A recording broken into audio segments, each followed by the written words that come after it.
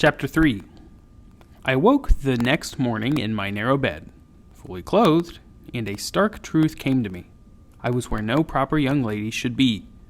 I needed only to close my eyes again to hear my father use those very words. But as I lay there, feeling the same tossing motion I'd felt when falling asleep, I took it to be that of a ship moored to the dock. I recollected Mr. Grummage saying that the Seahawk was due to leave by morning's first tide. It was not too late. I would ask to be put ashore, and in some fashion, I hardly cared how, I'd make my way back to the Barrington School. There, with Miss Weed, I would be safe. She would make the necessary decisions. Having composed my mind, I sat up with some energy, only to strike my head upon the low ceiling. Chastened, I got myself to the floor.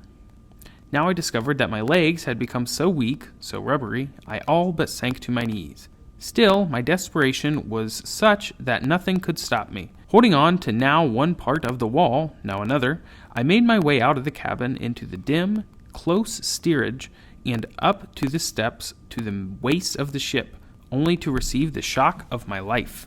Everywhere I looked, great canvases, sails of gray, from mainsail to main royal, from flying jib to trysail, were bellied out. Beyond the sails stretched the sky itself, as blue as a baby's bluest eyes, while the greenish sea, crowned with lacy caps of foaming white, rushed by with unrelenting speed.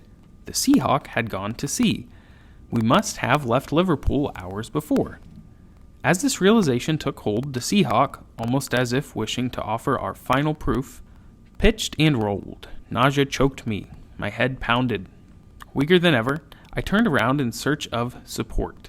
For a fleeting but horrible second, I had the notion that I was alone on board. Then I realized that I was being watched with crude curiosity. Standing on the quarterdeck was a red-faced man whose slight stoop and powerful broad shoulders conspired to give me the impression of perpetual suspicion, in effect heightened by dark, deep-set eyes partially obscured by craggy eyebrows. "Sir," I called weakly, "where are we?" "We're coasting down the Irish Sea, Miss Doyle," replied the man, his voice raspy. I shouldn't be here," I managed. But the man, seemingly indifferent to my words, only turned with a slab of a hand reached for a bell set up at the head of the quarterdeck in a kind of gallows. He pulled the clapper 3 times. Even as I tried to keep myself from sinking to the deck, 9 men suddenly appeared to the ship's waist, from above as well as below, fore as well as aft. All wore the distinctive sailor's garb of canvas breeches and shirts. A few had boots, while some had no shoes at all. 1 or 2 wore tar-covered hats and other caps of red cloth. 2 had beards. 1 man had long hair and a ring in his left ear. Their faces were dark from sun and tar. They were, all in all, as sorry a group of men as I had ever seen. Glum in expression, defeated in posture, with no character in any eye save sullenness. They were like men recruited from the doormat of hell. I did not recognize the sailor who had given me the warning the night before, but he paid no attention to me, and when I looked for the man who called himself Zachariah, I finally found him peering out from beneath the forecastle deck, no more concerned with me than the others. They were all looking elsewhere. I shifted to follow their gaze. The broad-shouldered man had been joined by another. Just to see him made my heart jump joyously with recognition and relief. From his fine coat, from his tall beaver hat, from his glossy black shoes, from his clean, chiseled countenance, from the dignified way he carried himself, I knew at once, without having to be told, that this must be Captain Jaggery. And he, I saw it in a glance, was a gentleman, the kind of man I was used to. A man to be trusted. In short, a man to whom I could talk and upon whom I could rely. But before I composed myself to approach, Captain Jaggery turned to the man who had rung the bell, and I heard him say, "Mr. Hollybrass, we are short one." Mr. Hollybrass, I was soon to discover that he was the first mate, looked scornfully at the assembled men below. Then he said, "The second mate did the best he could, sir. No one else could be got to sign articles, not for anything." The captain frowned. Then he said, "The others will have to take up the slack. I'll not have any less. Have the men give their names." Hollybrass nodded curtly, then took a step forward and addressed the assembled crew. "Give your names," he barked. One of the sailors shuffled forward a step, lifted their heads, doffed their caps, and spoke their names, but slumped into broken postures again once they returned to the line. Dillingham, Grimes, Morgan, Barlow, Foley, Ewig, Fisk, Johnson, Zachariah. When they had done, Hollybreast said, "Your crew, Captain Jaggery." At first the captain said nothing. He merely studied the men with a look of contempt, an attitude that, because I shared it, made me respect him even more. "Who's the second mate?" I heard him ask. "Mr. Keach, sir. He's at the wheel." "Ah, yes," the captain returned, "Mr. Keach. I might have guessed." He studied the line of sailors, smiled sardonically, and said, "But where, then, is Mr. Krennic?" "Sir?" Hollybreast said, clearly puzzled. "Krennic. I don't know the name, sir." "Now there's an unlooked-for blessing," the captain said, his manners none the less courtly. All this was said loudly enough for the crew, and me, to hear.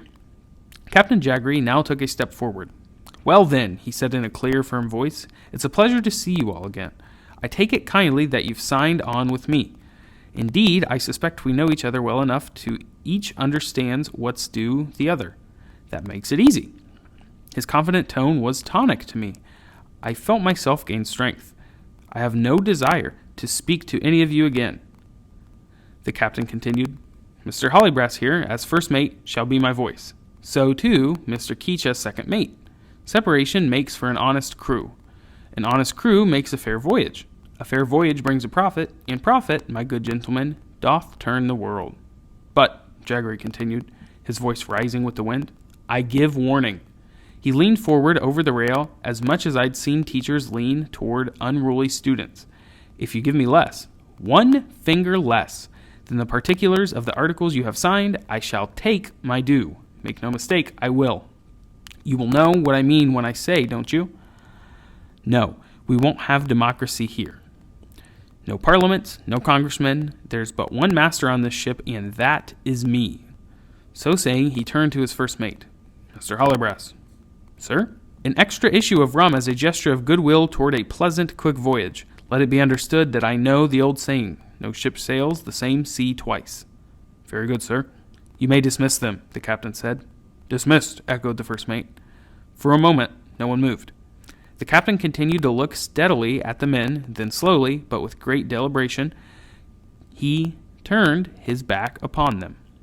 "Dismissed," Hollybreast said again. After the crew had gone, he murmured some words to Captain Jaggery, the two shook hands, and the first mate went below.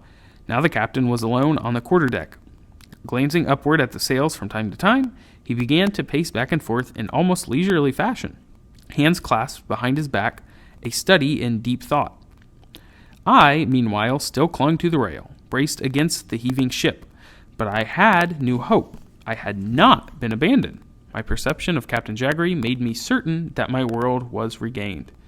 Summoning such strength and courage as was left me, I mounted the steps to the quarterdeck. When I reached the top, the curtain was moving away from me. Grateful for the momentary reprieve, I stood where I was, fighting the nausea I felt, gathering all my womanly arts so that as to present myself in the most agreeable fashion, making sure my hair, my best asset, fell just so, despite the breeze, to my lower back. At last he turned. For a moment his severe eyes rested on me, and then he smiled. It was such a kind, good-natured smile that my heart nearly melted. I felt I think I did, shed tears of gratitude. "Ah," he said with unimpeachable refinement, "Miss Doyle, our young lady passenger." He lifted his tall hat in formal salutation. "Captain Andrew Jaggery, at your service." He bowed. I took a wobbly step in his direction, and despite my weakness, tried to curtsy. "Please, sir," I whispered in my most modest, ladylike way. "My father would not want me here on this ship and in this company. I must go back to Liverpool, to Miss Weed." Captain Jaggery smiled brilliantly, then laughed. A beguiling, manly laugh. "Return to Liverpool, Miss Doyle?"